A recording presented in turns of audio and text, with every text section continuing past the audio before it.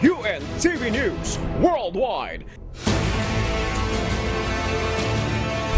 Yes, hello sa lahat ng ating mga kasangbahay sa buong mundo at sa lahat ng ating mga taga-subaybay. Salamat sa Diyos sa panibagong araw na ito at mabuting pagkakataon na bigay sa atin. Hello Sir Bert, kamusta na? At ganoon din sa ating mga kasamang global correspondents. Ang oras na po natin, 33 minuto makalipas ang alas 4 ng madaling araw. Good morning, Kuya! At magandang umaga mga kababayan sa Pilipinas. Yes, it's a beautiful Thursday. It's a beautiful day. Hello Noel at syempre hello sa ating mga kasambahay sa buong mundo. Walgair, Guten Morgen, Buenos Dias, Ohayo gozaimasu. Good morning at magandang umaga din dito sa Middle East. Ngayon ay araw ng Huwebes, October 19, 2023. Mula sa Dubai, United Arab Emirates, ako si Bert Cerudo. Mula sa Edmonton, Alberta, Canada, ako naman si Noel Poliarco. Maghahatid sa inyo ng umaatikabong balita mula sa iba't ibang panig ng mundo. UNTV News Worldwide. Sa ating global headlines. US President Joe Biden dumating na sa Israel sa gitna ng panganib sa bansa. Russian President Vladimir Putin nais nang tapusin ang Israel-Hamas conflict. Canadian government tutulungan ang Pilipinas kontra illegal fishing. Drug-related cases sa Thailand, paglalaanan ng sariling appeal court. US Senator humingi ng paraan sa tech giants upang pigilan ang misinformation. Largest metered solar project sa Canada layong magbawas ng carbon emissions.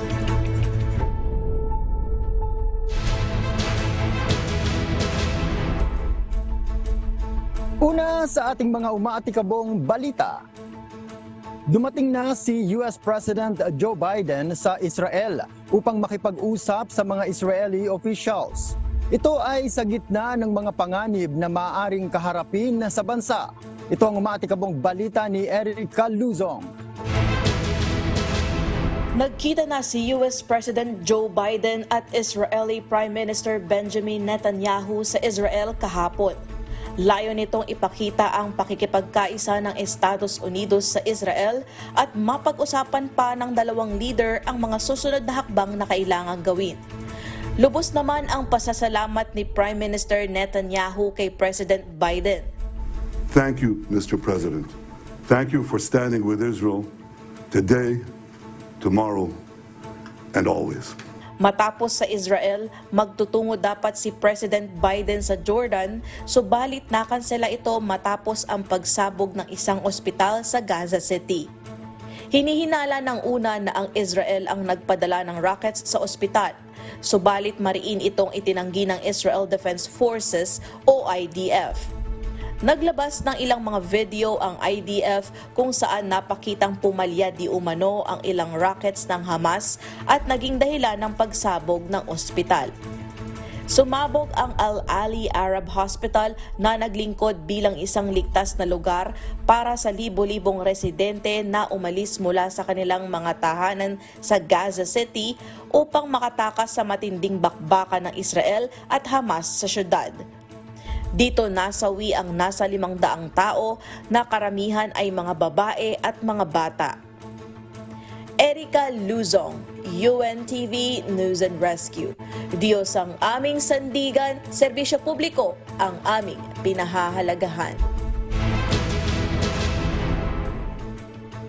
Bunsod ng malaking pagsabog sa Gaza Hospital, nanawagan si Russian President Vladimir Putin ng negosasyon sa pagitan ng Israel at Hamas.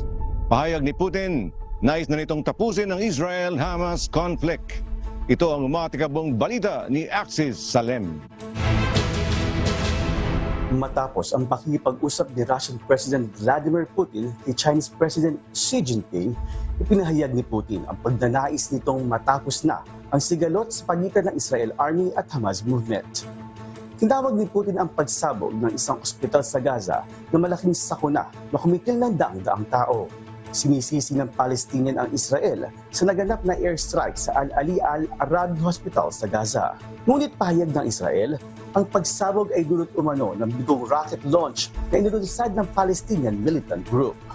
Bunsod nito, nanawagan si Putin na dapat anyang simulan na ang negosasyon upang matapos na ang digmaan sa pagitan ng dalawang grupo. Nakipag-usap din si President Putin sa ilan sa mga presidente sa rehiyon gaya ni Iranian President Ebrahim Raisi, Syrian President Bashar al-Assad, gayon din kay Israel Prime Minister Benjamin Netanyahu at Palestinian President Mahmoud Abbas. Ayon kay Putin, may impresyon siyang walang sa mga major players ang nais na lumala pa ang gyera sa Israel. Ang Russia ay may relasyon sa mga major Arab powers at mga bansang Iran, Israel at Palestinian. Bukod pa dito, sinisisi ng Russia ang Estados Unidos at kalurang mga bansa sa hindi pagpansin sa Palestinian sa pangangailangan nitong magtatag ng independent state. Axis Salema, UNTV News and Rescue.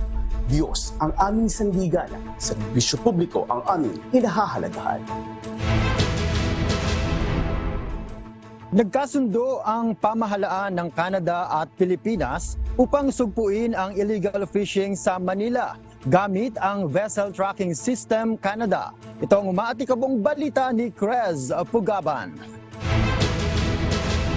Nagkaroon ng kasunduan noong nakarang linggo ang Canada at Pilipinas upang gamitin ang Canada's Dark Vessel Detection System o DVD upang ma-detect ang mga illegal fishing sa Manila waters.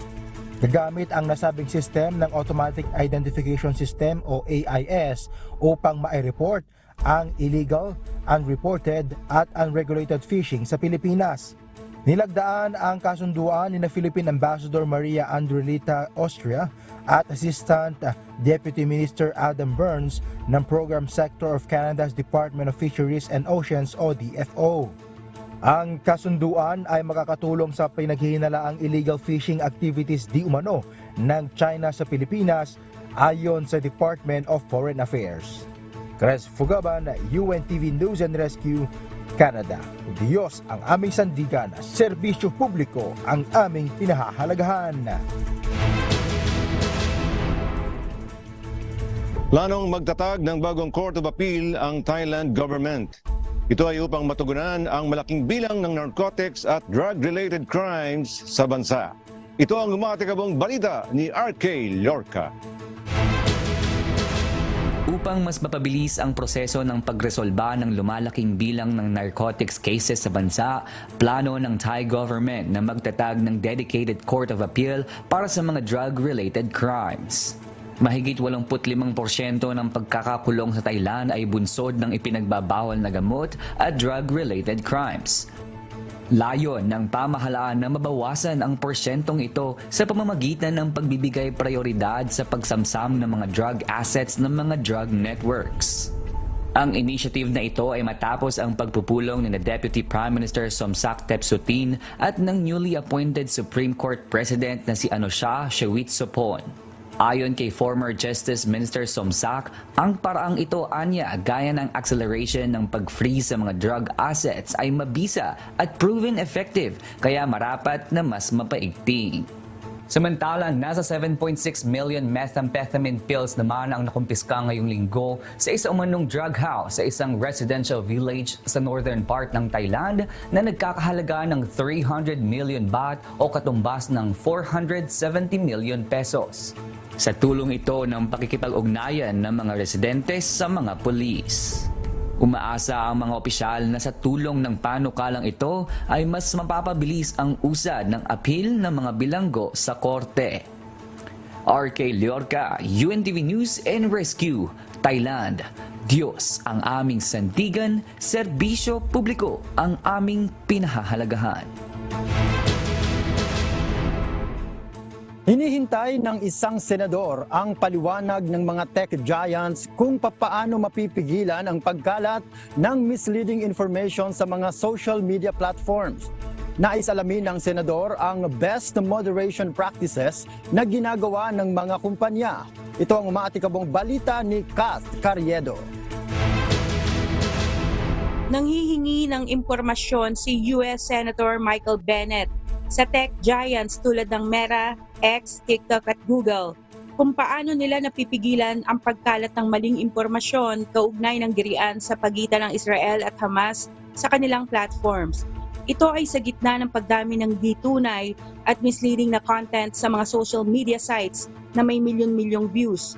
Kabilang sa mga misleading content ay ang paggamit ng mga lumang conflict, video game footage at altered documents. Ayon sa senador, napalaki ng algorithm ng mga platform ang ganitong klase ng content at nagdudulot ng mas malalang conflict. Sa sulat ng senador, nais niyang alamin ang content moderation practices ng mga kumpanya. Binigyan niya ito ng palugit na sumagot hanggang October 31. Sinabi ng TikTok na kumuha sila ng mas maraming Arabic at Hebrew-speaking content moderators. Ang Meta na may-ari ng Facebook at Instagram tinanggal ang mahigit sa 795,000 na content na nasa Hebrew o Arabic sa unang 3 araw ng pag-atake ng Hamas. Sinabi din ng X at YouTube na tinanggal na din nila ang mga harmful content. Ngunit para sa senador, hindi ito sapat. Ang mga kasalukuyang pulisiya at protocol ng mga ito ay kulang. Dagdag niya, tinanggal ng mga kumpanya ang kanilang mga trust at safety teams nitong nakaraang taon na siyang nagmamonitor sa mga false at misleading content. Una na ding kinondena ni European Union Industry Chief Thierry Breton ang mga kumpanya. Nais niyang gumawa ang mga ito ng mas mahigpit na hakbang para mapigilan ang mga maling impormasyon sa gitna ng lumalawak na girian ng Israel at Hamas. Kat Carriedo, UNTV News and Rescue. Diyos ang aming sandigan, serbisyo publiko ang aming pinahahalagahan. Bumaba ang presyo ng mga bilihin sa unang pagkakataon sa loob ng 2 taon sa United Kingdom. Subalit patuloy naman ang pagtaas ng mga produktong petrolyo. Ito ang matikabang balita ni Alvin Soledad. Nakitaan ng pagbaba ng presyo ang ilan sa mga bilihin sa United Kingdom gaya ng gatas, cheese at itlog. Ito ang unang pagkakataong bumaba ang presyo ng mga ito sa loob ng 2 taon. Subalit ayon sa Office for National Statistics o ONS, patuloy pa rin ang pagtaas ng presyo ng mga produktong petrolyo. Tumaas ng 5.1 pence kada litro ang presyo ng petrolyo. Inaasahan ng mga analyst na bababa ng bahagya ang kabuuang rate ng inflation. Sinabi naman ng ONS na maaaring mayroong ilang pagbabago tungkol sa hindi pagbabago sa tala. Gayunpaman, sinabi ng Chief Economist na si Grant Fitzner na kung titignan ng buong Europa, maraming bansa ang nakakita na walang pagbabago o sa ilang mga instansya ng aktwal na pagtaas ng rate. Nangako rin si Prime Minister Rishi Sunak na babawasan ng inflation sa nasa 5.3% sa pagtatapos ng taon at nagsabi na nananatili itong kanyang unang prioridad. Noong Martes, nakita sa mga tala na ang sahod ay lumampas sa inflation sa unang pagkakataon sa halos 2 taon sa pagitan ng Hunyo at Agosto. Sa mga nakaraang taon, naramdaman din ng mga consumer ang patuloy na pagtaas ng presyo ng mga bilihin, kaugnay din ng giyera sa pagitan ng Ukraine at Russia dahil sa kakulangan ng supply ng trigo. Alvin Soledad, UNTV News and Rescue. Diyos ang aming sandigan, serbisyo publiko ang aming pinahahalagahan. Magpapatupad ng tuition fee increase ang Ministry of Education ng Singapore simula Enero 2024 para sa mga permanent residents at international students. Bahagi ito ng review ng school fees ng Ministry of Education. Ito ang matikabong balita ni Tracy Advincula. Nasa 25 Singapore dollars hanggang 60 Singapore dollars ang maidadagdag sa tuition fee ng mga mag-aaral na may PR status o permanent resident. Sa mga international students naman, inaasahan ng pagtaas ng 25 Singapore dollars to 140 Singapore dollars. Ito ang magiging tuition fee increase ayon sa Ministry of Education sa Singapore. Magiging epektibo ito mula Enero 2024 hanggang taong 2026. Ayon sa Singapore Education Ministry, ang pagbabagong ito ay bahagi ng regular review ng school fees ng Ministry of Education. Sakop ng tuition fee increase ang mga government schools, gayon din ang mga government-aided schools. Wala namang pagbabago sa matrikula ng mga Singapore citizens. Inirelease naman ang nasabing planned fees upang makatulong sa financial planning ng mga non-citizens na magulang na nagpapaaral sa kanilang mga anak. Tracy Advincula, UNTV News and Rescue. Diyos ang aming sandigan, serbisyo publiko ang aming pinahahalagahan.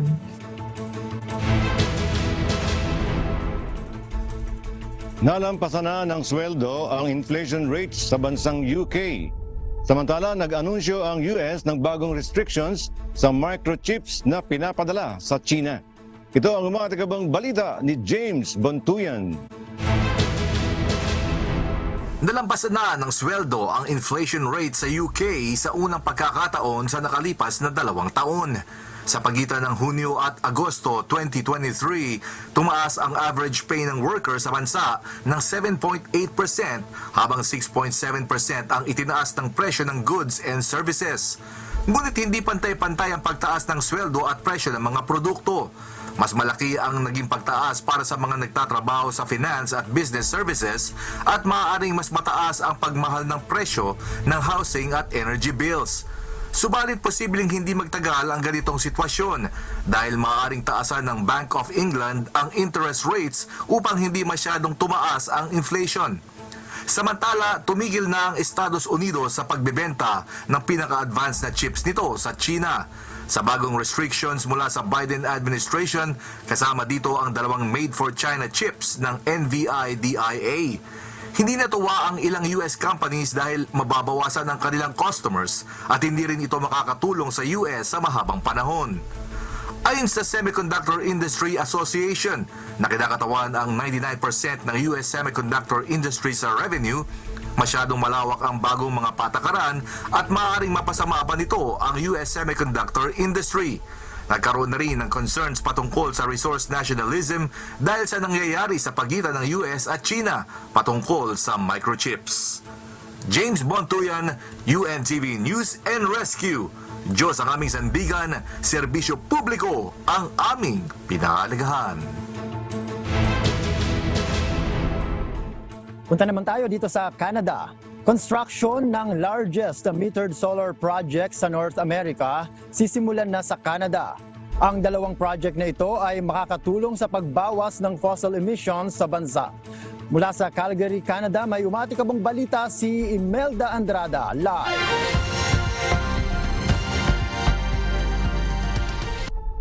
Hello Imelda, saang lugar sa Canada itatayo ang 2 major project na ito? Noel, ang portfolio ay binubuo ng 2 bifocal solar panel projects na matatagpuan sa Scotford, Alberta. Sakaling makompleto ang 81 megawatt Scotford na ito ang magiging pinakamalaking behind-the-meter solar project sa Canada. Bukod rito, kasama sa proyektong 101 megawatt Saddlebrook ang pagdaragdag sa hinaharap ng isang flow battery energy storage na isa sa una sa uri nito sa North America. Ang proyektong ito ay under construction ng FlexRock ng Qcells at All Trade Industrial Contractors, 2 sa nangungunang APC and construction company sa Canada. Inaasahan ang project na ito ay makapagbibigay ng daan-daang lokal na trabaho at makakatulong ng malaki sa pagbabawas ng carbon emission by approximately 73,600 tons o katumbas ng 16,000 sasakyan na wala sa kalsada. Suportado ang proyektong ito o proyektong ng $10 million fund mula sa Emission Reduction Alberta o ERA. Inaasahang matatapos ang proyekto sa 4th quarter ng 2023. Noel? Imelda, nabanggit mo na rin yung mga benepisyo at posible nga makapagbigay pa ng mas maraming trabaho sa mga local residents. Ano nga yung target o year target ng Alberta na maabot itong proyekto na ito, Imelda? Noel, ang gobyerno ng Alberta ay naglabas ng isang plano na may aspirasyon na makamit ang carbon neutrality sa 2050. Noel?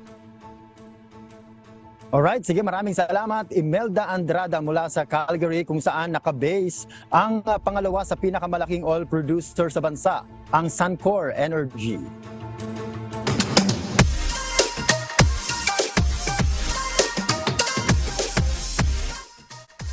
Ayun, eto na. Ang hindi natin makakalimutan, ang pinakaabangan ng marami. Noel, pwede bang buhati? Pwedeng pwede! Narito ang pagbati ng ating kababayan. Ako po si Mark Anthony Abrigo. Ako po si Agatha Abrigo. Mula po rito sa Edmonton, Canada. Kami po ay bumabati sa aking nanay, Caridad Abrigo, Susan Romualdo and family, Diomedes Romualdo and family, Joel Romualdo, Salve Abrigo in Parañaque City, Danao family, Saugak, Tuguegarao City. And binabati rin po namin si Vice Mayor Benben de Guzman, former Mayor Jefferson Soriano, at Panganiban family in Indang, Cavite. Kamusta po kayo dyan? Kamusta po kayo? Sana po ay nasa mabuti kayong kalagayan. Samahan at ingatan nawa po tayo ng Panginoon at salamat po sa Diyos. Ayun, at ako naman, happy Sabbath anniversary po kay Brad Nelson Sition dito sa Edmonton. At ganoon din hello kay Brad Kenneth Tobias, Brad Junicio Cornista, Reggie Avila, kay Danny and Rosad Cruz, ganoon din kay Daniel and Esme Cabradilla. Hello kay Nanay Rosario Almazan, kay Nanay Nieves Yaya, kay Madel and Abong Garcia, Bebot and Hernan Galicia, Aileen and Jess Torres, Grazil Lumabong, kay Brad Ding and Sis Evelyn Velasco. Belated happy Sabbath anniversary po. Kay Brad Joms and Sis Jean Trampe. Sa aking mahal na asawang si Erwina at sa aking dalawang anak si Juan at si Joanne. At syempre sa lahat po ng mga taga-subaybay natin araw-araw sa lahat ng programa natin sa UNTV. Bert, ayun, shoutout din sa mga taga-Kalye Pogi na babatiin mo. Go ahead, Bert. Ayun, siyempre, binabati po natin ang lahat ng taga-subaybay ng UNTV News Worldwide sa buong mundo. At yung barkada natin dito, yung mga laging nakamonitor naman dito sa UAE, ang Tansenko family, hello po. Brad Bot, Sis Let, Sis Biel, Sis Levy, Brad Albi. Ganoon din sila Sis Nance at ang Bila Tenants. Brad Jake and family, Sis Jaisel, Brad Clark, Sis Pearl at Bautista Couple. Ganoon din. Siyempre, si Apong Mading at si Darang Aida dyan sa Magalang Pampanga, ang Alboroto family. At sa Kalye Pogi, Noel, si Mr. Adelarda at saka si Ma'am Josepina Cañada. At binabati ko rin ng Group 4 dito sa Alco 6, Dubai naman, Sis Ernst, Sis Divine, Sis Weng, Sis Cheng, Sis Mai, Sis Mugs. At siyempre, pagbati sa aking mahal na asawa kay Sis Tess, sa aking mga anak Nico, Eileen, Shasha, and Andrew, sa aking nanay na nasa Pilipinas. Ingatan naman po kayo palagi ng Panginoon at sa aking mga kapatid dyan. Ayun, Noel. Ayun, at puntahan na natin agad ang ating kasama sa Pilipinas. Nandiyan na si Amigo Sherwin. Hello sa iyo, Amigo. Good morning, good morning! Kamusta ba dyan? Ano ang ating mga abangang humahataw na mga balita ninyo? Yes, good morning, Noel. Bert, Noel, pwede bang bumate? Pwede! Ayan, namiss ko yan eh. Oo, kaya pinababati ng may bahay ko, si Glenda, si Brad Willie Guevara, at si Marisa Hesmosura ng Happy Sabbath anniversary. Ayan, pinagpaon ako na dahil lagi kaming overtime lagi kaming walang shoutout. Dahil marami tayong mga balita Pero bago ako magpatikim ng mga balita natin, pang masarap pang lima sa inyo dyan ngayon na Noel at kay Bert, mukhang hindi rin masyadong mainit ngayon dahil naka-coat and tie Tama ba, Bert? Yes, Amigo Sherwin, hello sa iyo dyan. At sabi ko nga sa iyo nakaraan, papunta na tayo sa winter, Kaya ito, medyo lumalabig na siya sa tulong ng Diyos na medyo nababawas-bawasan na yung init na ating nararanasan nitong mga nakaraang linggo. At hoping tayo na papalamig na ito. Usually, yung pagpasok lalo ng November, October, November, ayan, palamig na yan. Ang mga kababayan natin dito, usually nagpaplano na yan na mag-camping. Kasi yun lang ang time na nararanasan nilang lumabas naman at kumbaga mag-enjoy naman yung malamig na klima naman. Ayun, Amigo Sherwin. Oo. Dito naman sa amin, Amigo. Dito sa amin, maganda yung weather ngayon at 2 digits. Kanina nag-check ako, 18 degrees Celsius at dahil nandito nga kami ngayon sa fall season o yung panahon ng taglagas. Kaya dapat supposed to be malamig na ngayon, Amigo. Pero pagka umaga at saka gabi, nagsi-single digit dito kaya pabago-bago din ang temperatura kaya nakakasama ng pakiramdam. Ayun, Amigo. Dito sa atin, mainit. Mainit na ang kampanyahan ngayon ng mga barangay at sangguniang kabataan na candidates dahil start na ng campaign period simula ngayong araw dito sa ating bansa. Kaya inaasahan natin at sinasabi naman ng Philippine National Police o PNP na talagang sila ay nakabantay dito, naka-heightened alert sila para masigurado na ligtas yung mga kandidato natin na mga kampanya ngayong araw. Usually, mga nagbabahay-bahay na. No? Yun ang isa sa mga ina-expect natin dito. Pero hindi gaya ng mga nakakarang eleksyon, pagka ganitong panahon o bago sumapit ang campaign period, marami ng mga karatula o posters na nakadikit kung saan-saan. Pero ngayon, hindi. Sa pangunguna ni Commissioner George Erwin Garcia, talagang ipinatupad nila yung mga mandato sa kampanyahan para dito sa barangay at Sangguniang Kabataan election. Kaya wala tayong mga nakikita pang mga posters dito, pero mamaya sisilipin natin kung ano ang magiging iba't ibang mga gawain ng mga kandidato natin sa pagpapasimula ng campaign period ng BSKE o Barangay at Sangguniang Kabataan election. Isa pa, nakarating na kahapon yung 17 na kababayan natin mula dyan sa bansang Israel na nirepatriate. Ayan, at sinalubong sila kahapon sa NAIA. At ito yung first batch dahil may susunod pa ng mga kababayan natin na nandyan sa Israel na nagpahayag na ng kanilang kagustuhan na sila ay makabalik dito sa ating bansa. Noel, Bert. Ayun nga, amigo, dyan sa nangyayari nga sa part na yan ng Israel at gamat nakaantabay din yung ating pamahalaan sa repatriate din ng mga kababayan din natin na naiipit nga doon sa kaguluhan doon. At sana ay hindi naman na maging malala pa, amigo, nga yung mga nangyayari ngayon at gumagawa na rin ng paraan kahit ang US and mga government officials din para kung ano man yung pagkakasunduan na para mapatigil na nga o tumigil na itong kaguluhan din na nangyayari dyan. At sana hindi na rin tumagal. Pero alam mo, dito sa amin naman, amigo, dahil nga dun sa nagiging takbo rin ng temperatura ngayon dito sa amin, nagiging malaking pinag-uusapan ngayon dito yung paglala ng COVID-19. Kasi napupuno yung mga ospital ulit ngayon ng mga pasyente na ang kaso ay COVID. Kaya pinapayuhan din ng mga residente na mag-ingat din kung meron mga nararamdamang mga symptoms. Ang payo nga ng public health ay manatili na lang din sa kanilang mga bahay at magsuot pa rin ng mga face mask. At sa may mga hospital dito sa lugar namin sa Edmonton na punuan na rin, nakausap din natin yung ilang mga kababayan nating nurses na yan nga isa sa struggle nila ngayon dahil kulang din ng staff at binalik na muli yung kanilang masking rules, amigo. Nako, oo. Yan pala nangyayari ngayon sa Canada. Uso pa pala dyan ng COVID kasi dito sa ating bansa, sawat tulong, wala naman. Wala tayong namomonitor na ganyan at pagbabawal uli sa mga matataong mga lugar. At ang magandang nakikita natin dito talagang yung mga kababayan natin nagkukusanan na magsuot ng face mask. Siguro lalo na yung mga minararamdaman niyang mga sintomas kagaya ng ubo, sipon, ganun ang ginagawa namin. Ay, amigo, Noel, mabanggit ko lang kasi dito sa amin, ay gaya ng nasabi mo, meron din ako mga nababalitaan din mga kababayan natin nagkakaroon ng flu, parang COVID-like.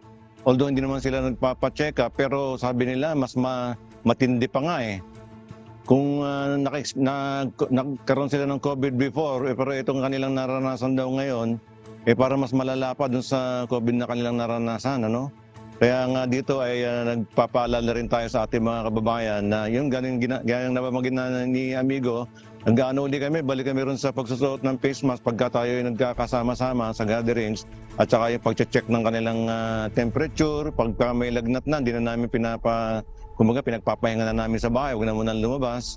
Dahil nga sa pag-iingat din, Noel, amigo Sherwin. Ayun, oo nga. At dito sa amin din, isa rin yan talaga sa kinakampanya rin. At yung pagpapabakuna. Bagamat nasa nga kami kasi, papunta kami sa taglamig. Kaya inaasahan talaga yung nasa flu season tayo ngayon. Pero yun nga, confirmed na COVID cases yung mga na-hospital at punuan nga ngayon dito sa buong Canada. Kaya yun, ingat-ingat sa ating mga kababayan na mga nandito at kahit saang panig ng mundo. Abang kami, amigo Sherwin, ang inyo pang mga iba pang humahataw na mga balita dyan sa Pilipinas. Maraming salamat, amigo Sherwin, at sa ating mga correspondents mula sa iba't ibang panig ng mundo.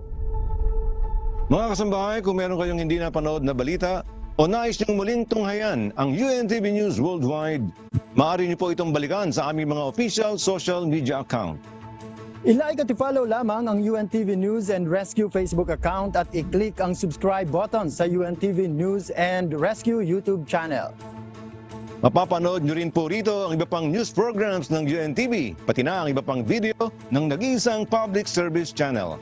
Kaya tara na, subscribe, like, and share. At narito naman po ang mga salita ng Diyos na maaari nating baunin sa pagpapatuloy ng araw na ito. Nasusulat sa Book of 1 Peter chapter 1 verse 22. Seeing ye have purified your soul in obeying the truth through the Spirit unto unfeigned love of the brethren, see that ye love one another with a pure heart fervently.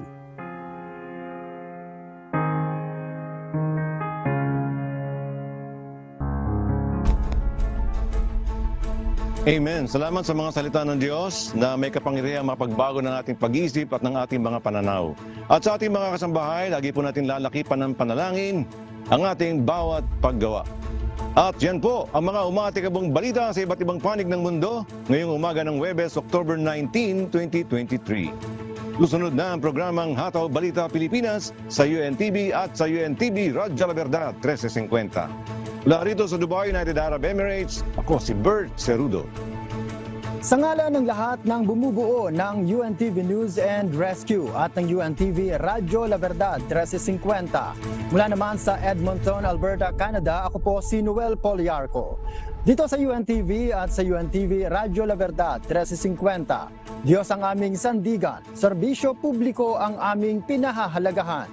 Milyong salamat po sa Diyos.